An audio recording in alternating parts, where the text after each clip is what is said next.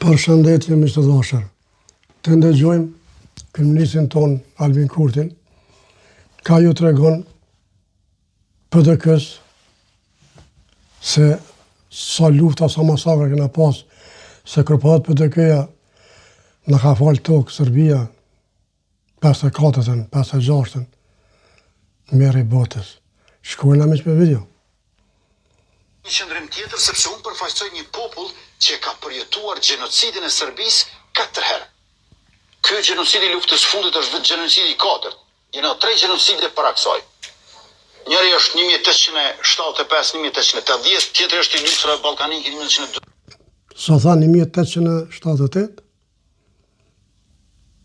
Aso ka 1956, 54. Që të ke Hashim Roja. 13 dhe tjetri në fund të luftës dytë botërore dhe atëherë kur u thas që u bë çlirimi nga nazifashizmi, por në fakt ne u riokupuam nga Jugosllavia dhe Serbia. Pra, me fjalë tjera, ky është gjenocidi i 4. Nuk mund të pres unë që qëndrimin për Beogradin do ta ketë njësoj sikurse shtëpia e bardhë e State Departamenti, sikurse qeveria dhe kuvendi i Republikës. Unë besoj që ne gjithmonë duhet të kemi një qëndrim më të avancuar në kuptimin pozitiv e parimor të fjalës, në kuptimin le të jetë edhe të rigiditetit karshi Serbisë në raport me Shtetet e Bashkuara të Amerikës. Dhe kjo është një qëndrim tjetër sepse miq të dashur, opozit që shtë mbrohet Kosova. E jo me thonë na ka falë tokë, na ka dhënë tokë. 1954, 1952, 1950, plus bile dhe ke dalin do kështu kështu, dalin dhe ke do më thëmë kalëzën mu dhe ke spedojnë loginë e Preshevën.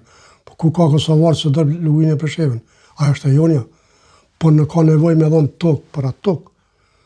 Në të të marrë ato. Bile me vazhdu dhe të molla kuqe. O mjerona. O një ronda të pashkollë. Por politikana kam fjallë, no? Aja vështëris ka thonë, në këmë pas mush, parlamenti që bana që banesha, asaj respekt asaj zojës, se pas ka di diçka. Kështu që miq, ju dua fort respekt, kaloni mirë, natën e mirë, opozit, like share, menoni ku votoni. Ju përshëndes.